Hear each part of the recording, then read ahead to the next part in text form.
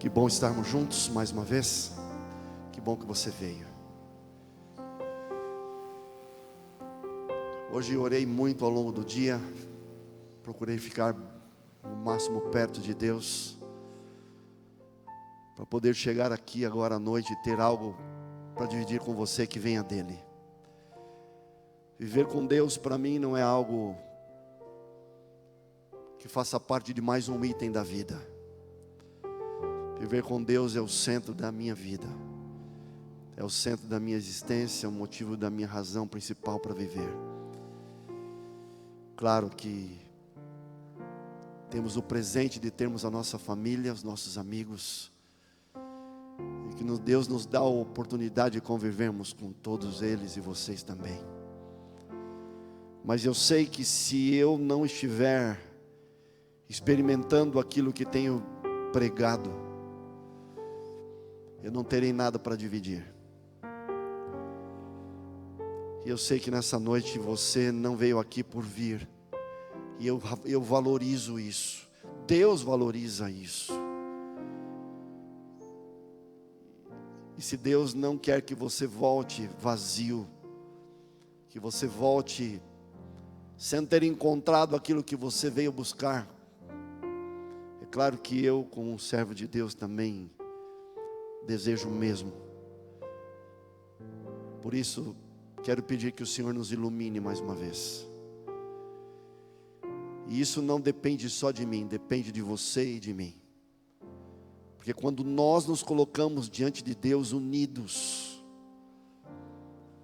para buscarmos a presença dEle, o Espírito Santo atua de uma maneira mais profunda, mais poderosa. E Ele consegue e conseguirá chegar ao seu coração. Mesmo que eu pregue o mesmo sermão para todos, Ele consegue pegar o mesmo texto e de alguma forma que só Ele sabe fazer, adaptar a sua necessidade, a sua realidade, aos seus sonhos e objetivos. Amanhã, terça, quarta, quinta e sexta, começaremos às 19h30 com o filme, às 20 horas com o programa. Quero convidar você para continuar conosco.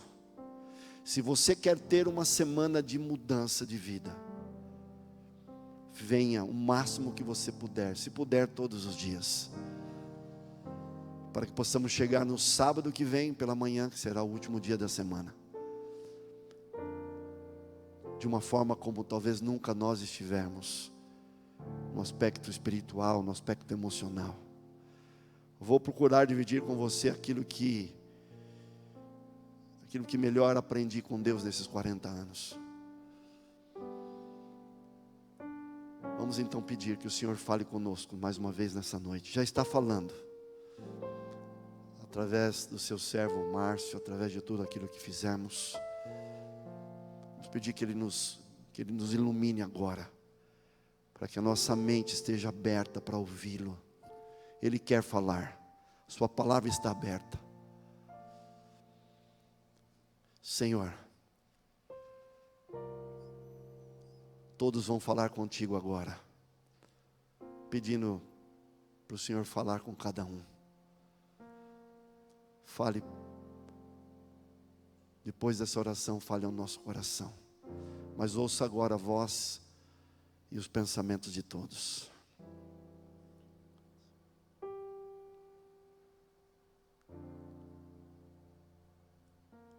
Fale com Deus. Peça para Ele falar com você.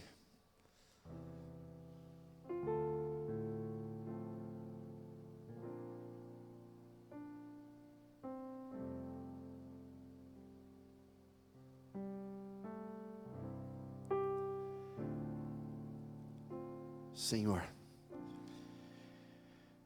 as pessoas vieram aqui, o Senhor está vendo cada uma delas. O Senhor sabe a minha disposição de ser usado pelo Senhor. Mas ao mesmo tempo, o Senhor sabe que eu sou um ser humano, que não tenho poder para falar a todos com tantas diferenças. Mas o Senhor consegue fazer isso. pegar o mesmo texto, a mesma mensagem, e suprir, e nutrir, e alimentar a cada coração. Por favor, ajude, como o Senhor sabe fazer, para que ninguém saia daqui vazio, sem ter se alimentado da Tua palavra, com a certeza do hoje e do amanhã melhor. Limpa o nosso coração, tira de nós qualquer preconceito, qualquer sentimento ruim. Perdoa-nos, Senhor, se de alguma forma temos te magoado, mas queremos continuar, seguir adiante nos Teus caminhos, tendo a certeza de que o Senhor estará conosco. Mais uma vez, nós pedimos todas essas coisas, nós agradecemos ao Senhor todas essas coisas, e o fazemos no nome de Jesus. Amém. Podem se assentar. Pode ficar, eu vou ficar aqui, depois eu desço. Obrigado. João capítulo 5. Já compartilhei esse texto algumas vezes. Quero fazê-lo com outra ótica, com outras lições, com outro foco nessa noite. Jesus estava indo para uma festa religiosa. E o versículo 1 do capítulo 5 diz que, passadas essas coisas, a Bíblia diz que havia uma festa entre os judeus. E Jesus subiu para esta festa que estava acontecendo em Jerusalém. Havia uma lenda, e o versículo 2 vai explicar essa lenda. Havia um lugar, o versículo 2 diz, junto à porta das ovelhas, havia um lugar chamado Betesda, em hebraico. Ali havia um tanque, subdividido em 5 partes. Quem estava ao redor desses tanques? João descreve isso no versículo 3. Ele diz que ali havia uma multidão, não algumas pessoas, havia uma multidão de pessoas doentes, enfermas, pessoas cegas, pessoas que não conseguiam andar, paralíticos. E aí vem a lenda, eles esperavam que essa água dos tanques em algum momento se movesse. E esperavam, diz o versículo 4, que um anjo desceria ali naquele local, e ao agitar essa água, eles entendiam que aquele que entrasse primeiro nesse tanque seria curado. E o versículo 5, João, o apóstolo que escreve esse evangelho, ele destaca um homem que estava ali enfermo por 38 anos. Jesus, quando entra, ele vê toda a multidão, mas esse homem, de uma forma especial, chama a atenção de Jesus. Ele estava ali não há alguns dias, ele estava ali há 38 anos. Versículo 6, Jesus vendo-o deitado e sabendo que estava assim há muito tempo, Jesus faz uma pergunta para ele: você quer ser curado? E esse homem responde para Jesus: Senhor, eu não tenho ninguém que me ponha no tanque quando a água é agitada, pois enquanto eu vou, desce outro antes de mim. Eu não consigo chegar. Em outras palavras, então Jesus respondeu, ele disse: levanta-te, toma o teu leito e anda. Notem a primeira palavra do versículo 9. Imediatamente o homem se viu curado, tomando o seu leito, pôs-se a andar, e aquele dia era o dia de sábado. Vamos parar por aqui. Quero descer para ficar mais perto de vocês. Jesus, ele estava indo para essa festa. Jesus não é contra que nós tenhamos momentos de lazer e divertimento. Muitas pessoas olham para o cristianismo como uma religião que limita a alegria, que limita a felicidade, que limita a diversão, o bem-estar, o sorriso, aquilo que a vida oferece. O cristianismo não limita o ser humano. Deus se preocupa com o ser humano. Em que aspecto, muitas vezes, as pessoas entendem ao contrário? Porque há uma cultura, de uma forma geral, que o cristianismo é o cristianismo que somente prega aquilo que o ser humano não pode fazer. E muitas pessoas dizem, eu não vou me entregar a Cristo agora, porque eu ainda sou novo, eu preciso aproveitar a vida. E quando eu aproveitar bem a vida, quando for mais velho, aí sim me entrego a Deus. E se Ele me disser não, tudo bem, porque eu já terei vivido tudo aquilo que a vida poderia me oferecer. Esse conceito, e eu já ouvi muitas vezes essa expressão, esse diálogo, esse é um conceito equivocado. E eu tenho experiência para dizer isso, porque por 20 anos fiz muitas coisas que eu poderia fazer. Muitas oportunidades eu tive para buscar em muitas atividades ou situações ou oportunidades que humanamente a vida pode oferecer. E as aproveitei, mas percebi que quando nós buscamos, quando nós escolhemos oportunidades, caminhos, direcionamentos que não têm a direção que Deus espera que vivamos, esses divertimentos, essas oportunidades podem trazer e proporcionar momentos de alegria, momentos de prazer. E quem aqui já viveu isso sabe muito bem o que eu estou dizendo. Quanto tempo dura os prazeres que você sabe que não vêm de Deus? Eu não estou criticando quem os busca, quem já os experimentou. Quem sou eu para isso? Porque fiz isso até os 20 anos. Mas quando eu saía dos palcos como cantor, quando eu saía dos ringues como lutador, quando eu saía dos campos como jogador de futebol, aplaudido, elogiado, reconhecido, eu voltava para casa para chorar. A angústia tomava conta de mim.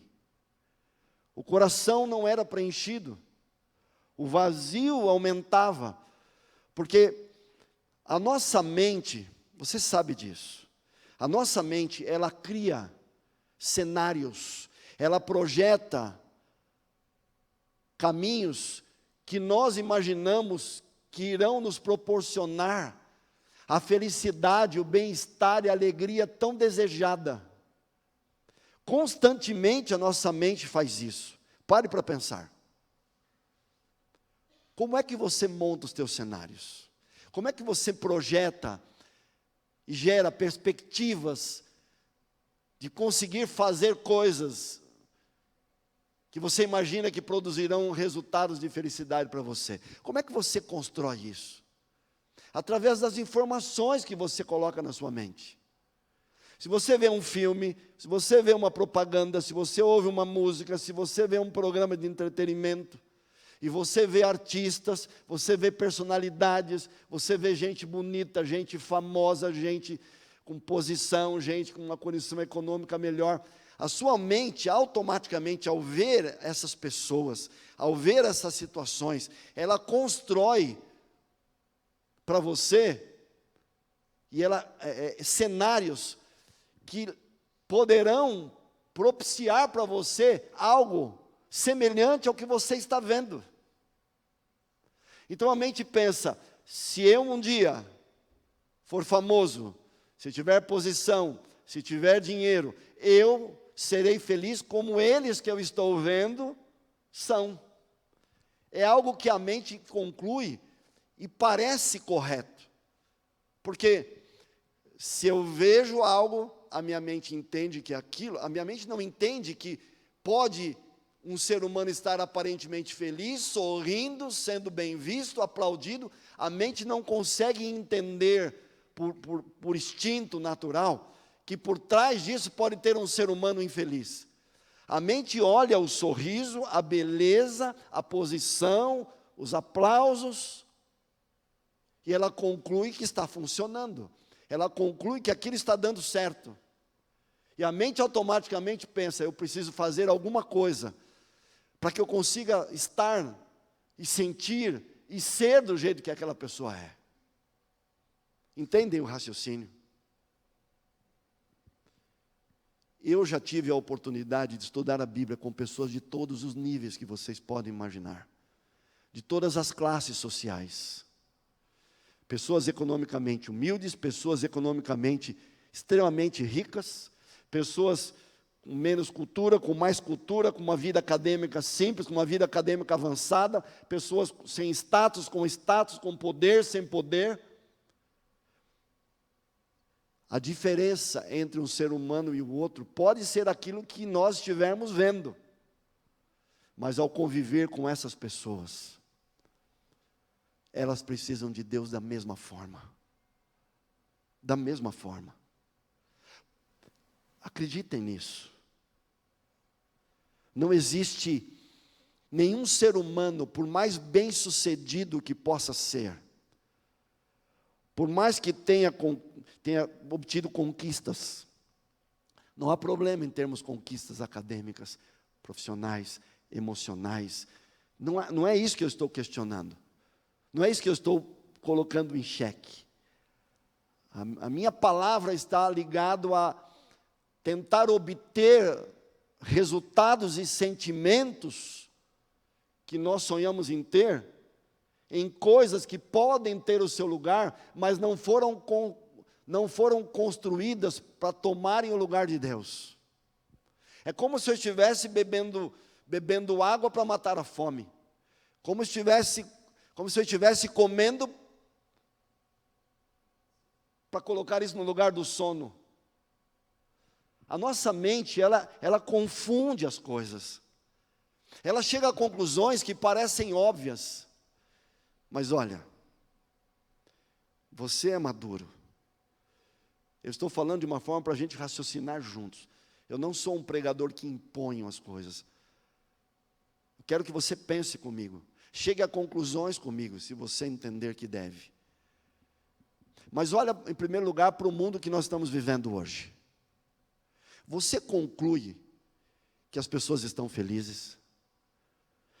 Você consegue chegar em quantas casas, em quantas pessoas você se relaciona, que você realmente as conhece, a ponto de dizer: essa pessoa é extremamente feliz, realizada, preenchida, com sentido para a vida? Quantas pessoas? E eu não estou dizendo que essas pessoas possam não ser pessoas boas. São boas, mas muitas vezes, mesmo dentro da bondade que o ser humano tem, mesmo dentro da capacidade, inteligência, potencial que cada ser humano tem, existem coisas que não podem, como eu disse, tomar o lugar de Deus. E você pode me dizer: pastor, você está pregando algo só para que as pessoas busquem a Deus, busquem a religião. Eu seria extremamente pequeno ao viver a minha vida, ao ter me tornado o que me tornei, para compartilhar algo que eu nem mesmo tivesse a certeza de que funcionaria. Aquilo que divido, sei, são 40 anos convivendo com gente. Eu tenho 60 anos. Mas há 40 anos que me converti de uma maneira mais profunda. Eu sei que funciona. Mas pode ter funcionado com você e pode não funcionar comigo. Há uma analogia que quero dividir novamente. O peixe foi criado para viver dentro da água, não foi? Se você tirar um peixe para fora da água, quanto tempo ele viverá? Alguns minutos? Não mais de 1 hora, alguns minutos. Por quê? Porque o peixe foi criado para viver dentro da água. Existem inúmeros tipos de peixes, existem inúmeros animais marinhos ou aquáticos que foram criados para viverem dentro da água. Por mais que tentemos forçá-los, educá-los, se fosse possível, se eles tivessem um raciocínio, por mais que pudéssemos convencê-los, ao saírem da água, entrariam num processo progressivo para a morte.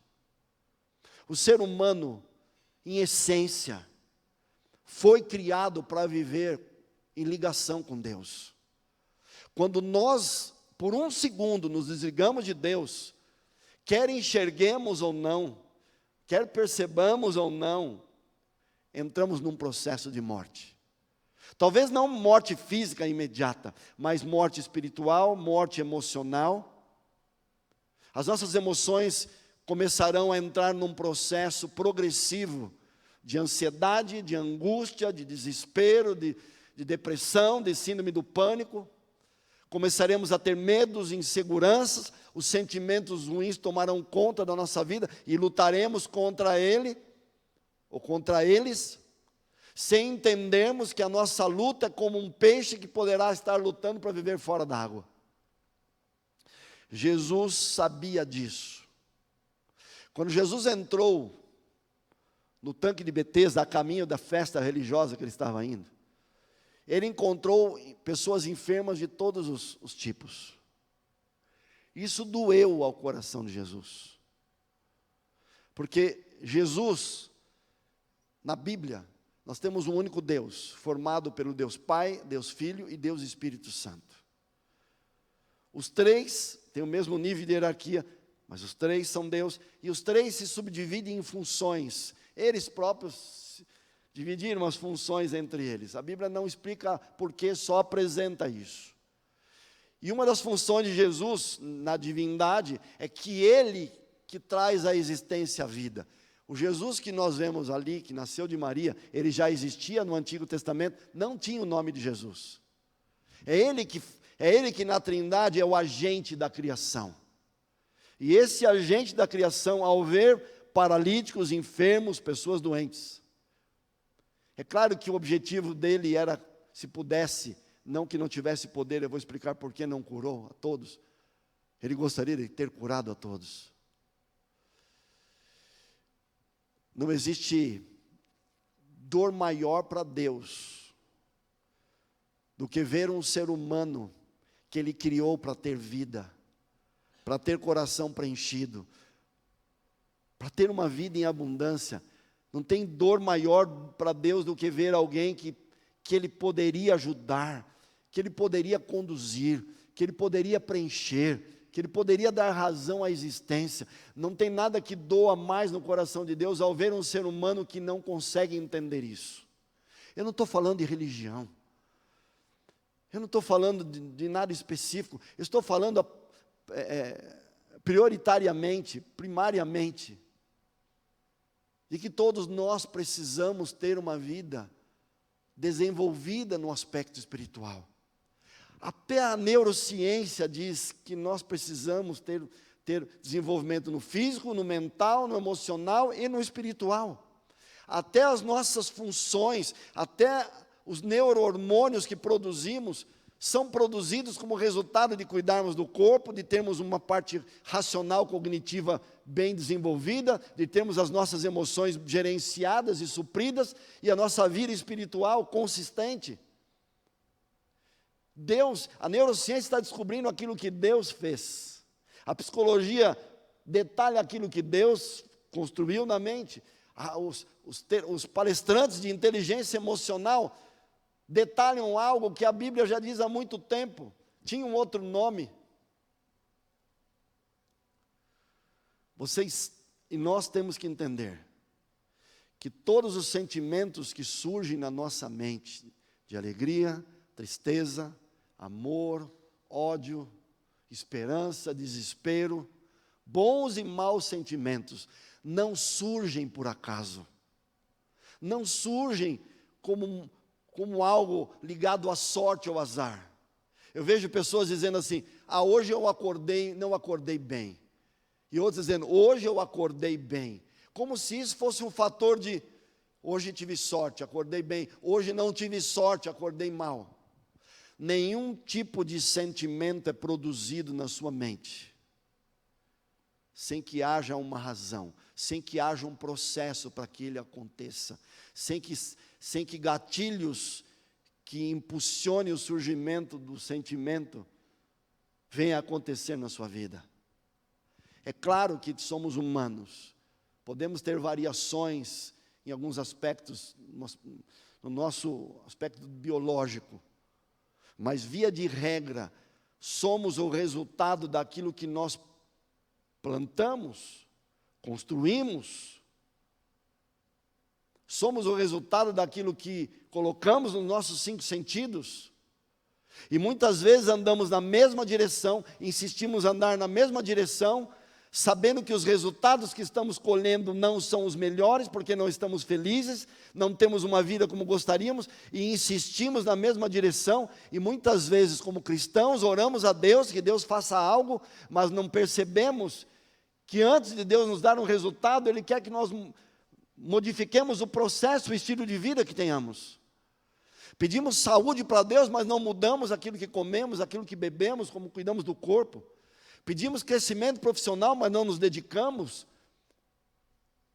Pedimos crescimento espiritual, mas muitas vezes não abrimos a Bíblia, não oramos, não estamos aqui.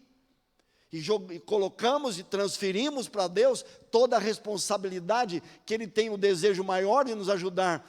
Mas se Deus ficasse o tempo inteiro como um passe de mágica, resolvendo todos os nossos problemas, sem que nós mudássemos a nossa maneira de viver, Ele teria que fazer isso 1 milhão de vezes durante a vida.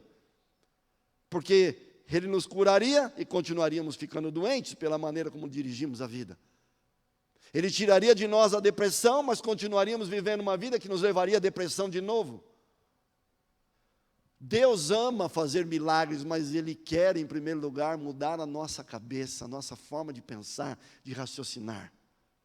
O paralítico de Betesda, essas pessoas que estavam ali no tanque, Jesus queria curar a todos, mas as pessoas, se ele as curasse, todas as pessoas só buscariam a Jesus agora pela cura física. E apesar da cura física ter o seu lugar, ela não é mais importante do que a cura mental e emocional.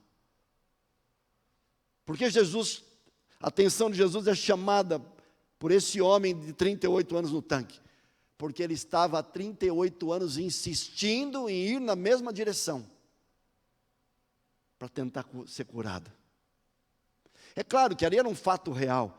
Ele estava realmente no tanque, era um paralítico, o tanque estava ali. A lenda dizia que alguém ia ser curado quando o anjo viesse.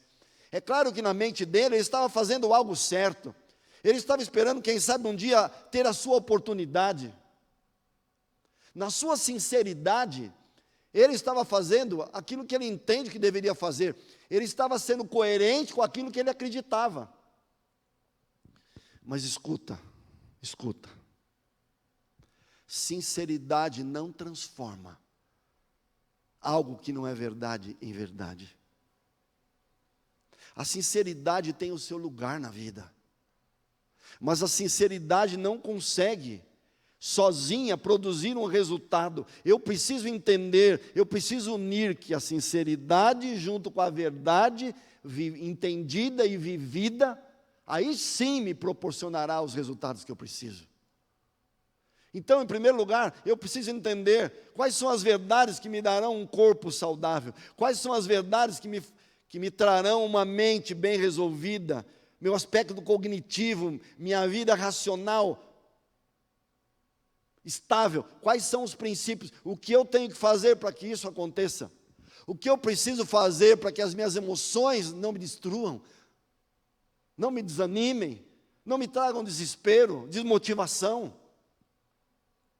Eu não posso tratar minhas emoções, como eu disse, como algo místico ou como algo intangível, que eu espero que alguma coisa vai acontecer do nada para que eu fique bem. Eu não posso esperar que a minha vida espiritual chegue num nível que o Senhor espera, sem que eu venha dar passos necessários para que ela se desenvolva, para que eu confie. Por exemplo, o apóstolo Paulo em Romanos 10:17, ele diz: a fé vem pelo ouvir, e o ouvir pela palavra de Deus.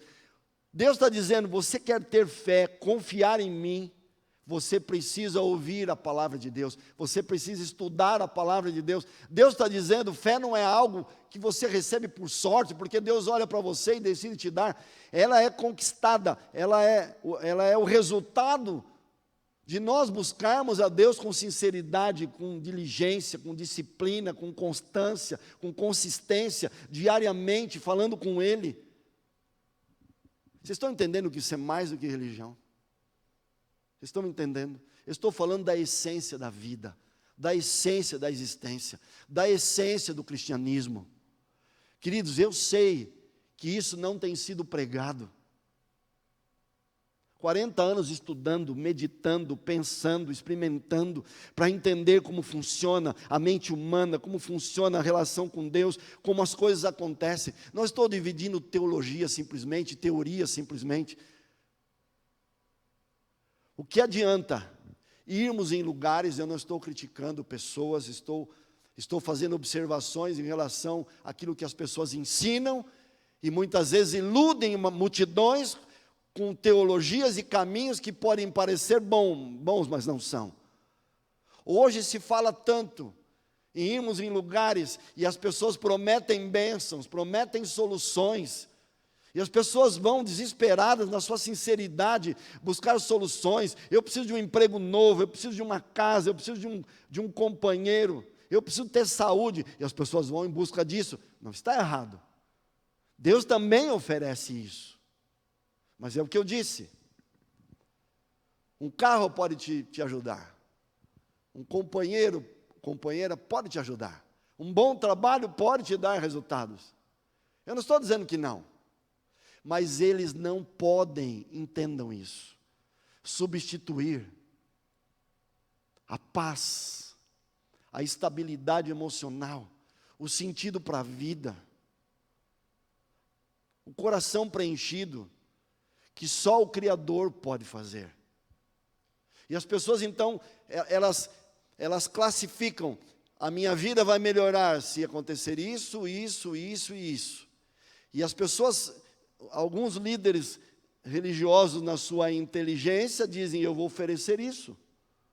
É isso que eles querem, é isso que eu vou oferecer. E num conflito entre o bem e o mal que nós estamos, e não podemos negá-lo,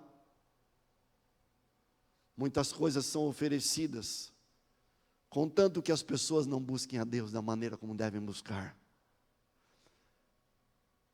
Por que sempre o remanescente? Porque as pessoas que buscam a Deus nunca foram a maioria? Porque as pessoas não querem buscar uma vida com Deus. As pessoas não querem ter a Deus como um pai, como um amigo. Não querem ter a sua vida redirecionada. As pessoas querem as bênçãos de Deus. As pessoas querem os resultados. Mas elas não querem o doador. Elas e muitas vezes não entendem que o que vai trazer felicidade na essência é essa ligação que terão com Deus. E claro, depois disso, Deus vai olhar para cada uma delas, ao andar com elas, perceber aquilo que elas precisarão receber, que faz parte dessa vida, para terem uma vida em abundância. Mas a base parte de terem Deus. E Deus, ao olhar você andando com Ele, ao conviver com você, Deus vai entender qual a melhor esposa para você, qual o melhor marido para você, qual o melhor lugar para você trabalhar, para você estudar, para você estar, amigos. Ele vai te dar propósito de vida, Ele vai te dar uma nova vida, mas dentro de um contexto, dentro de um escopo, que fará com que você cada vez mais se sinta completo, realizado, bem-sucedido, e tenha vida, e durma em paz, e acorde em paz, mesmo em meio aos desafios da vida. Quanto o salário resolve? Quanto o salário resolve o vazio do teu coração? Porque o salário tem o seu lugar, o dinheiro tem o seu lugar, mas quanto ele preenche o teu coração? Aquela moça que você sonha, o rapaz que você sonha, ou o marido que você tem, a esposa, ele é maravilhoso, é a pessoa que você queria. Mas quando você se deita à noite e não tem Deus, a sua esposa não vai resolver o teu vazio. A função dela, o papel dela não é esse. E as pessoas então acabam com o casamento, destroem a vida, fazem de tudo, porque imaginaram que essas coisas resolveriam o problema, como elas não estão resolvendo, ao invés de entenderem que precisam de Deus, destroem as coisas que conquistaram, imaginando que as novas que virão, então, quem sabe resolverão, e projetam a sua insatisfação em tudo. Olha o paralítico de Betesda. Jesus disse: você quer ser curado? Ele disse: Senhor, não tem ninguém que me ponha no tanque. Ele queria de novo, ele queria insistir de novo. Era como se ele dissesse: Jesus, fica aqui comigo, quando a água for agitada, me põe no tanque em primeiro. Na mente dele, só existia uma solução para a vida, só existia um caminho. Queridos, eu fiquei 20 anos insistindo na mesma direção. Eu conheço gente que insiste há 40, que insiste há 60. Tem gente que morre numa direção que nunca trouxe vida, mas vai até o fim. A gente tem que dar uma chance para Deus de verdade. Por isso Jesus perguntou: você quer ser curado? Porque Ele não força o livre-arbítrio. Ele não impõe. Ele quer que você use o seu livre-arbítrio e se deixe conduzir por Ele. É um processo diário. Se eu pudesse arrancar meu coração e dividir, para você acreditar no que eu estou falando. Mas eu sei que o Espírito Santo está aqui nessa noite falando com você. Jesus curou o paralítico de Betesda, e a Bíblia diz que imediatamente ele começou a andar. 38 anos tentando do jeito dele. Em um instante Jesus mudou a vida dele. E você pode me perguntar: Jesus pode mudar a minha vida num instante? Estou aqui angustiado, estou aqui preocupado com que eu não vou pagar as contas, estou aqui com a sensação de que nunca vou ter alguém que me ame, estou aqui sem perspectiva profissional, estou me sentindo pior. Jesus consegue me mudar em um instante? Consegue. Ah, mas e se a minha luta for maior? Algumas pessoas já me disseram assim: pastor, Deus demorou 30 anos, 20 anos para me tirar um vício. Deus não demorou 30 anos. Deus demorou um instante. Você demorou 30 anos para entregar. Você demorou 20 anos para confiar. Você demorou 10 anos para deixar Ele conduzir.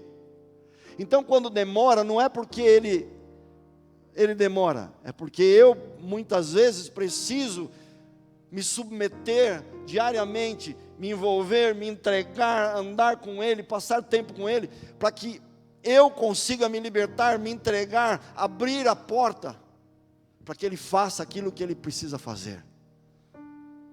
Entende isso? Está demorando algumas mudanças, está demorando que algumas coisas aconteçam. Queridos, eu me casei com 34 anos, conheci minha mulher com 30 anos, eu queria casar desde os 20, demorei 10 para conhecer minha esposa, 14 para casar. Deus demorou? Eu não deixava. E hoje, com a maturidade que tenho, eu não deixava, eu impedia, eu limitava. Não vou ser o melhor, não, é isso mesmo, o erro era meu, a postura indevida era minha, a falta de confiança era minha, e quando eu não entrego, não confio, demora, porque eu tenho medo, eu tenho receio, eu tenho preconceito, eu tenho orgulho, eu limito, e eu penso: não, é de entregar para Deus, isso não, porque a gente quer entregar, mas ao mesmo tempo a gente quer desfrutar dos paliativos, que de alguma maneira acalmam as nossas ansiedades, necessidades. Só que eu não vou nem para Deus e nem resolvo aqui, porque eu estou nas minhas soluções que não duram, apaziguando o meu coração, mas ao fazer isso, eu não consigo progredir, e as coisas demoram. Enquanto eu não achar minha esposa, vou sair com um monte de gente. Quando vier a esposa, eu paro. Entende a ilustração? Márcio vai cantar. Vou fazer uma pergunta para você. Você quer ser curado? Você pode ter 13 anos, 14 anos, 15 anos, 16 anos, 80 anos. Em nome de Jesus, você quer ser curado?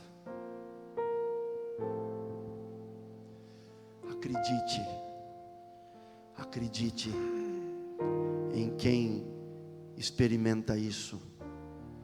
Acredite em alguém que ama você, que é Deus. Ouça a voz do Espírito Santo nessa noite. Se você quer ser curado, se você precisa ser curado, eu quero orar por você. O Márcio vai cantar. E quem sabe no final da música, você, se tiver esse desejo, possa se levantar. Onde você está? Para dizer visivelmente para Deus: Senhor, estou aqui, me cura. Senhor, estou paralítico emocionalmente, me cura. Estou paralítico racionalmente, os meus sentimentos me paralisam, me destroem, me desmotivam. Senhor, estou deprimido, estou ansioso, estou angustiado, tenho medo, tenho receios, autoestima baixa. Senhor, me cura. Ele vai cantar e no final, se você tem esse desejo, se expresse para Deus.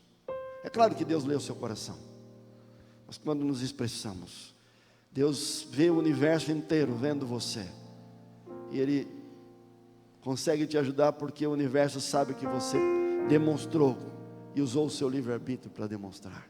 Por isso que faço apelos, porque Deus precisa ter uma carta branca para atuar na sua vida. Ouça essa voz, essa música, e no final vamos orar. Que Deus te abençoe. Não que eu seja tanta coisa, sou um grão de areia na imensidão, mas cabe quase o mundo inteiro no meu peito. Carrego todas as memórias, todos os sabores que daqui provei. Levo comigo os abraços que ganhei, mas se tiver que definir em uma só palavra, resumir a minha história numa só canção, se dessa vida eu levasse um só nome, Ele é Cristo. Tudo que eu vivi, todos os amores, terras que pisei, amigos que ganhei, não nada é melhor, não nada me falta, eu encontrei meu Cristo. Tudo que eu vivi, todos os castelos, tudo que alcancei, tudo que eu nem sei, nada é melhor. Não quero mais nada, eu encontrei o meu Jesus.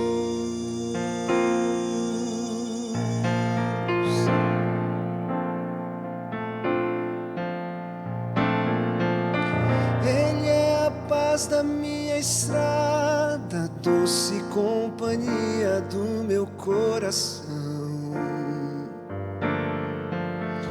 o amor seguro que um dia despejo minhas mágoas, o meu sorriso mais sincero, esperança a cada novo amanhecer,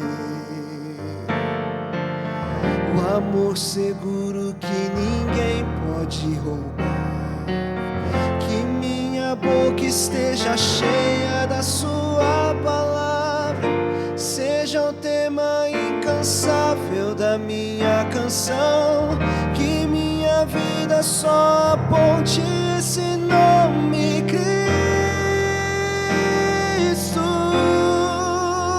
Louvado seja Deus. Tudo que eu vivi, Senhor, venha. todos os Continue cuidando de nós. castelos, tudo Em que nome de alcancei, amigos que ganhei, não nada é melhor, não nada me falta, eu encontrei meu Cristo, tudo que eu vivi, todos os castelos, tudo que alcancei, tudo que eu nem sei, nada é melhor. Não quero mais nada, eu encontrei o meu Jesus.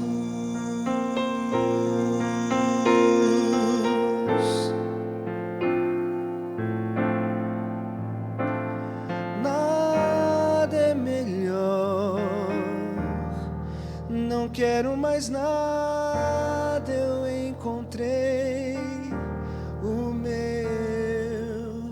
Jesus.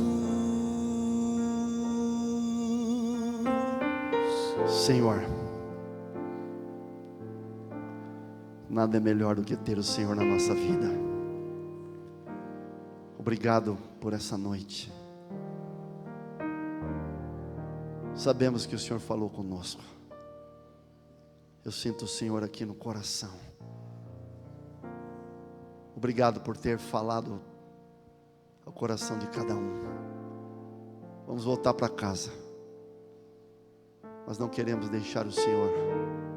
Queremos que o Senhor vá conosco. Amanhã estaremos aqui de novo e a cada dia dessa semana. Traz a cada um aqui de volta e outros que possam vir, para que juntos busquemos do Senhor aquilo que necessitamos, precisamos, para que a nossa vida a cada dia se torne uma nova vida, com novos horizontes, propósitos, sonhos. Faz isso, Senhor. Obrigado por tudo. Te amamos. E mais uma vez te pedimos tudo no nome de Jesus. Amém.